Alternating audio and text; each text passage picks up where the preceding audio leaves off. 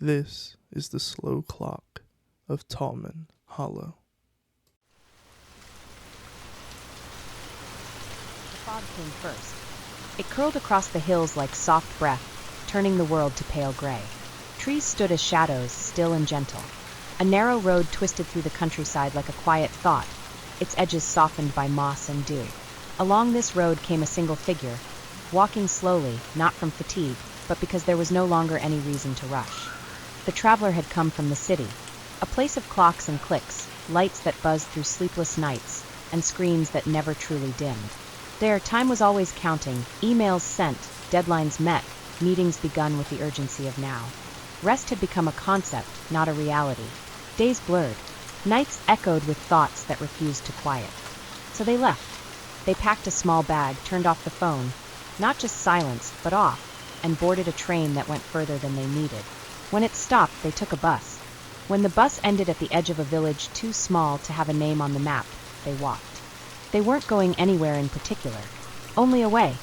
The countryside here didn't ask questions. It didn't hurry.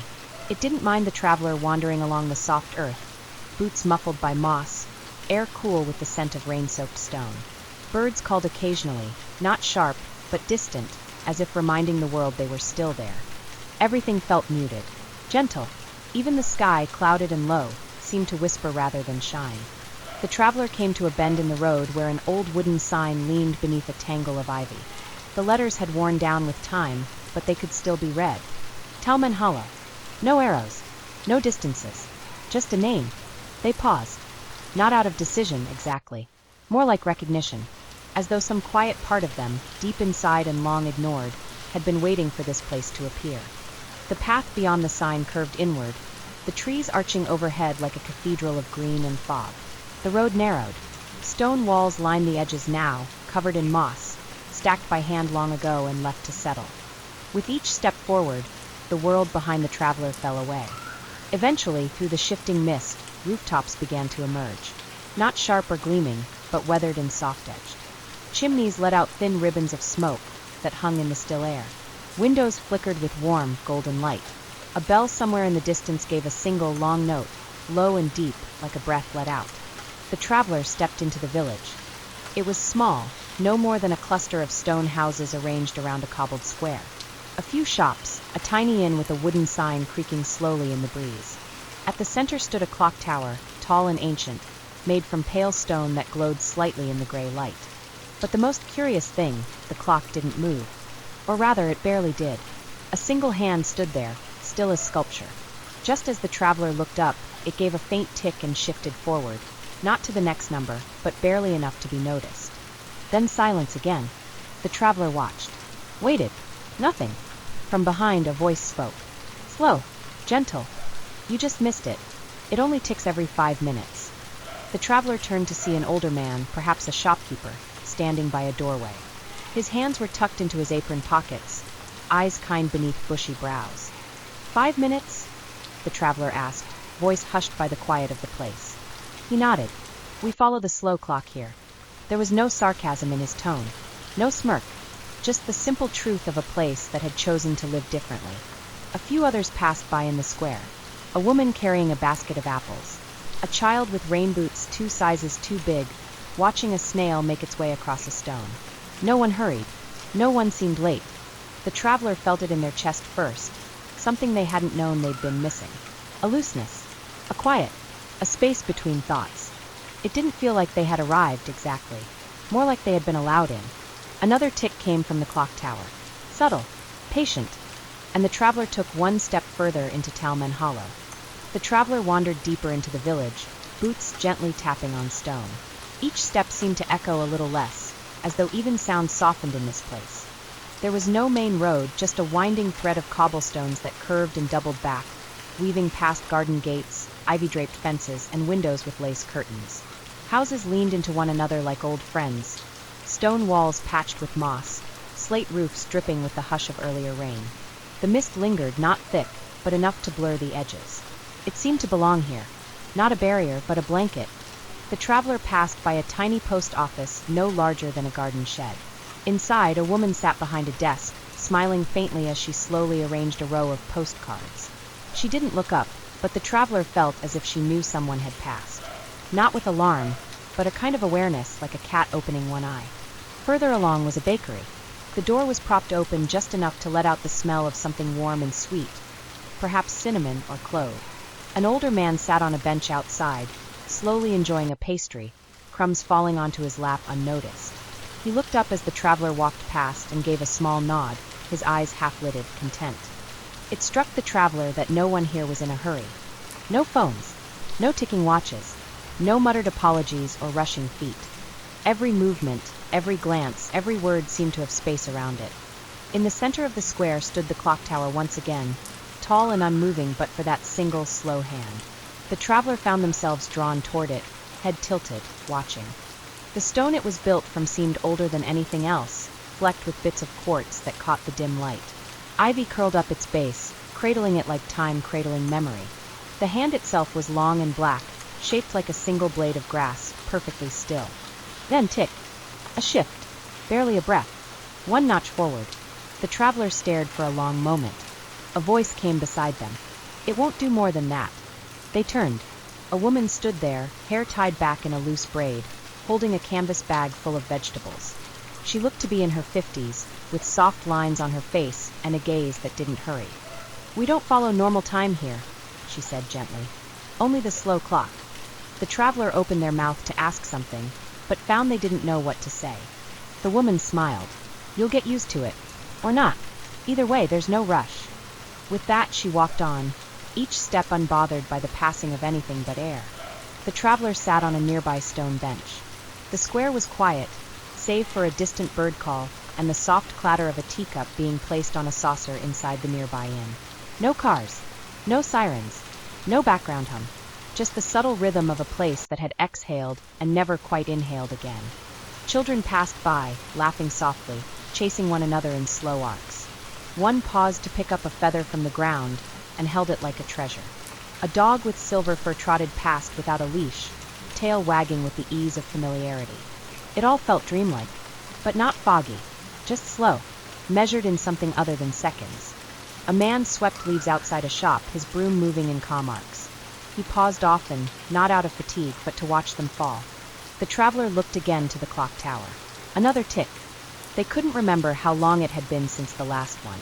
2 ticks? 3. Time had slipped into something looser, less defined. And yet, it didn't feel lost. Just different. They stood, turning in place slowly to take in the full village. Stone, mist, warmth, silence. Not empty silence, but full of space. Space to think, to breathe, to feel, to listen. From the doorway of the inn came a figure, a woman, perhaps the innkeeper. She waved with a calm hand, then beckoned gently. "You'll want a place to rest," she called, voice soft as wind through branches. The traveler nodded. No words, just movement. Toward her, toward shelter, toward stillness. As they stepped through the doorway into the warm glow inside, the clock gave one last tick behind them. They didn't look back. Not yet. The inn was smaller than expected, though it felt bigger inside. Not in size, but in warmth. A low fire crackled in a stone hearth. Its flames didn't leap or roar, but glowed steadily like a quiet heartbeat. The walls were lined with shelves full of mismatched books, small jars of herbs, and tiny carved animals with soft edges. The light came not from overhead bulbs, but from shaded lamps that gave everything a golden softness. The traveler stepped in and felt the hush wrap around them like a thick blanket. The woman who had waved from the doorway introduced herself as Ellsworth. She had kind eyes and hair the color of dried lavender.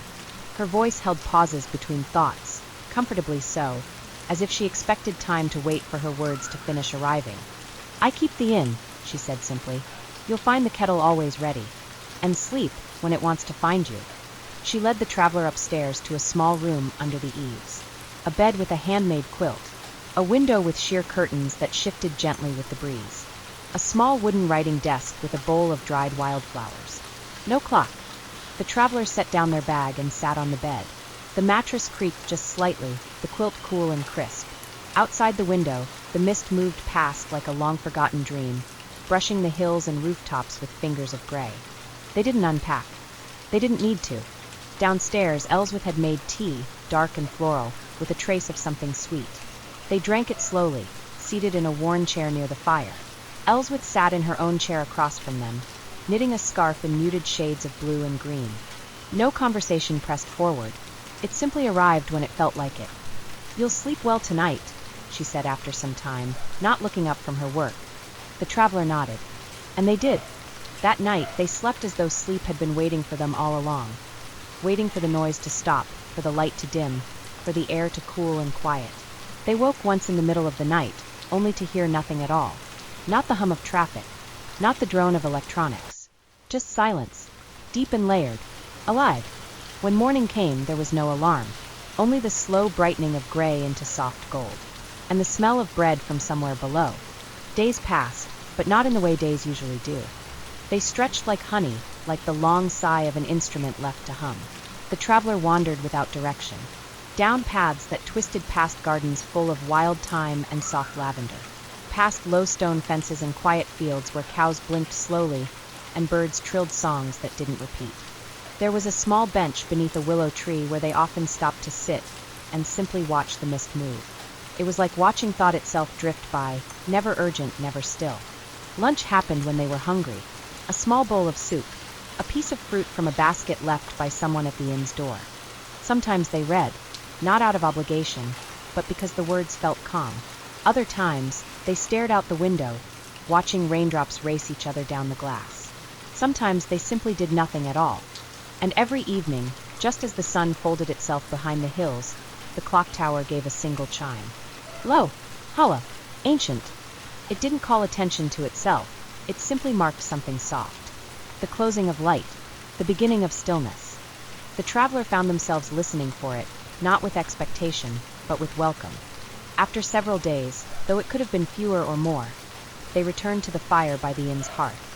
Elswith was there, as always, with a fresh pot of tea and a new color on her knitting needles. "You've settled in," she said without question. The traveler nodded. I stopped thinking." She smiled, looking into the fire. "That's when the quiet can find you." They sat together in silence. The tea was warm. The scarf grew longer.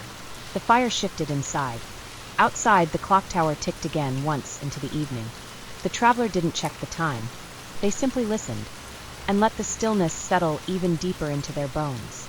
There came a day, though the traveler couldn't have said which, when they realized they no longer wondered what time it was. Morning arrived in the way the light turned blue through the curtains, then gold. Meals came not by schedule, but by the tug of hunger.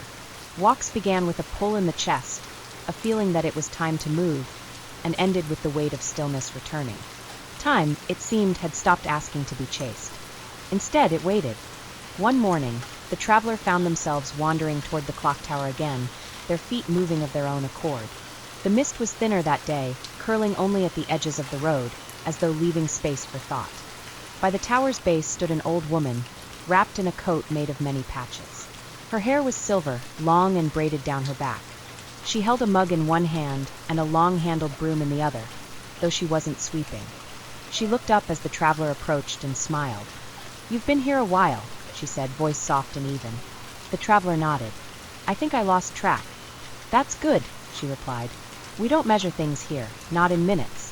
We live by moments." She turned and gestured toward a small bench tucked near the tower's base. The traveler sat, and she sat beside them. "I keep the clock," she said. "Well, tend to it. Not much to keep. Just let it move when it's ready." They watched together as the single black hand gave a slow tick, moving forward by one small step. "Every 5 minutes," the traveler murmured. "Roughly," the keeper said with a smile, "though no one's ever checked." A pause. She took a slow sip of her tea. "People think time is a rope they're pulling behind them, or one they're being dragged by. But it's more like water. You don't hold it. You float on it." The traveler felt those words settle into the quiet places of their chest. The keeper continued, "The real trick is remembering. Not while you're here. Talmen takes care of that. But afterward, when noise returns." The traveler didn't speak. They felt the truth in her voice, the edge of a choice not yet made. The two sat there in silence for a long time. Or maybe not so long.